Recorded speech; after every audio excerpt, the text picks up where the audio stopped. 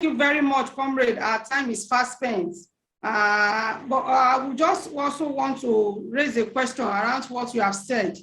So far, concretely, what in short, you have been able to, tell us that in Nigeria, the concrete situation, the concrete reality in Nigeria of today is that we cannot really say that there is an ethnic group that is oppressing, another ethnic group. That is not so clear. The question of the oppressed nation and the oppressor nation is not so clear in Nigeria as we had it in Russia before the 1917 revolution. At least you know that at that time in Russia, at that particular time, you could see the great Russians, you could see the Georgians, the Georgians and Finland, the Finlands and the rest. You will see that, oh, these are great Russians and the rest. But in Nigeria of today, we cannot really concretely point to that. The oppression nation and the oppression, the oppressor nation, and the oppressed nation is not so clear. But yet we still have there are ethnic tensions, here and there. So I just want you to shed more light on what concretely is the right to self-determination of Oodua Republic. What does it concretely mean? The support for rights to self-determination of Biafran Republic. What does it concretely mean, of Nigeria of today? What does it mean to us? Underneath the claim for the right of self-determination has been canvassed by these individuals. It's extremely reactionary in the case of Nigeria. Any Marxists who echo it has only surrendered to the pressure of the petit bourgeois, frustrated, completely reactionary nationalist movements.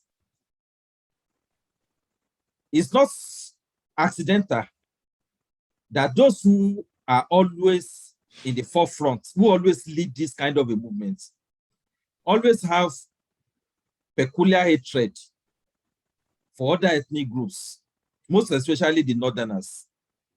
It's not surprising that Igboho has a lot of biases, has a lot of hatred for the Hausa Fulani. It's not a surprise that Kanu can only mobilize all his forces only through mobilizing hatred against a whole ethnic group of Hausa Fulani. Therefore, anybody who hates, abates, echo what these individuals put across, that person has only hated extremely reactionary slogan in the case of Nigeria. It's not surprising that anytime that you put forward that slogan, rather than it's uniting, it's always separate, it's always divide. It always leads to one ethnic group attacking another ethnic group for the purpose of achieving it. It's not surprising. And as I said, it's simply because you can never see any northern youth and workers who will sympathize with that demand. You will never see. Because at the base of the slogan is the fact that they are the oppressors, which is complete lie, which is not in tandem with their day-to-day living. It's not what they see. In fact, in Nigeria, the task of Marxists is how do we join to free the northern youth and the workers from their headlights, who continue to claim that the Southerners have more facilities, have more Western civilization and education than their own youth, and yet they refuse to speed up the process of catching up with them because they are also benefiting from this arrangement. For as long as this kind of state of things exists, the northern youth are benefiting. It's in the interest of Buhari for him to be considered as the leader of the Northerners. We are talking about 66 million human beings running behind somebody. You are calling their leaders. So Buhari will continue to do things that will make it look as if he's actually leader of the Northerners, the same way with other Northern elites. Meanwhile, the quota system That is the little space they leave for the Northerners, so that they won't be overrun by the Southerners, and also federal character. They fill all this position by their own kids, by their own family, by their own friends, by the children of emirs, by the children of the elite in the North. There are still up to today no significant attempts to massively improve the condition and access to education, access to better life for the Northern youth, which makes it easier with correct slogan, with correct approach to actually win the Northern youth and the working class of the North to the struggle of the Southerners, who are also facing similar, although not in the same extent. So it will have been easier for us to successfully win ourselves to the banner of revolution, a socialist revolution, with a correct approach, but an approach that comes from the point of view of Northern youth oppressing the Southern youth and the workers, will never achieve that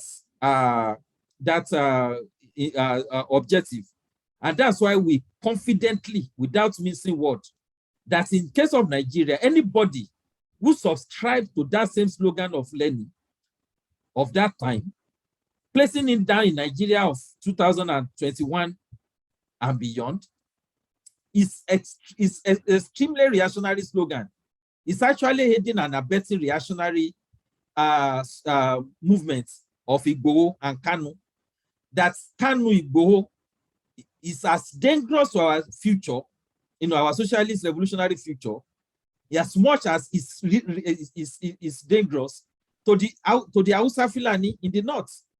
That with all their slogans, rather than them successfully uniting and making our revolution closer to us, they actually carry out activities that make the revolution go far, beyond us. And we should not forget something, that with people and their methods, even when we become influential, when we begin to have our meetings, when we begin to have our rally, these individuals will organize pogrom, they will organize several attacks, even using arms to attack us when that time comes. They can never be our friends. They are not just enemy of the Northerners, they are also enemy of revolutionary movements of the working class. Their intention is not a socialist revolution, and they would never be, for such, by the virtue of their level, by the virtue of the class that they represent. They're actually a leading member of a petit bourgeois, not just a petit bourgeois, not just ordinary petit bourgeois, but the criminal, the completely frustrated element of the, of the ruling elite. If not once, not twice, I'll come to the public and say I'm a PDP man. They are nothing more than the bulldog of the ruling elite. And that's why when some people say that we should campaign for their release, we should even do a rally, I won't be surprised if some are even raising it among the left, that we should write letter, we should write petition, we should carry out a protest to call for the release of Igboho where he is presently. But it's a case of a bulldog and the bulldog owner. You can't tell the owner how to make use of this bulldog. When it's time, they will release him. When they need him for another show, they will push him forward. It's not your headache. It's the headache of the Nigerian ruling elite. He has said it without even missing word in the public. When Odua finally come to be, is Tinubu who is going to be the president? Is Ladoja who is going to be his father? So these are very clear statements from a bulldog of the ruling elite. And there's nothing that we have that cross ourselves. And that's why we said that any concession to their slogan, to what they say, or saying it at this period, is extremely reactionary. It's not for Marxists to use this period as we approach 2023, which is the game of the ruling elite, to now begin to quote Lenin of 1917 and saying that it's exactly the same thing we are currently facing. The slogan that is most appropriate now is the unity of the workers of the North, South, and East against the united force of the Nigerian ruling elite. Anything contrary is completely reactionary. Thank you very much, Comrade Casey. Just as a parting shot, because of our time, you have correctly pointed out, that the solution, to a series of problems currently bedeviling Nigeria today does not lie, in breaking up the country, so Odua Republic, Arewa Republic, or neither Biafra, Republic is actually lying in the unity. But this also can be misconceived, that maybe Mazis also we are contented, with the way the Nigeria is currently. We still want to maintain the unity of Nigeria as it is. Is that really what we are saying? Just as a parting shot to the Nigerian workers and youths that are listening to this program, are we Mazis? Are we also contented with the so-called unity of the country, Nigeria, as is presently being constituted? Is that what we are saying, comrade? Thank you for that opportunity to make that clarification. For Nigerian ruling elites, across all ethnic groups, even sometimes when they voice the question of marginalization and the need to secede, inside them, they're actually for the unity of the working class because they see Nigeria as a big market, 200 million man market. That's what they see. They want Nigeria to remain united. They went as far as even waging war in 1967 to 70, during the Civil War, to make sure that Nigeria remained the same. And they will go over and over again to make sure that Nigeria remain one. That is the unity of the ruling elite.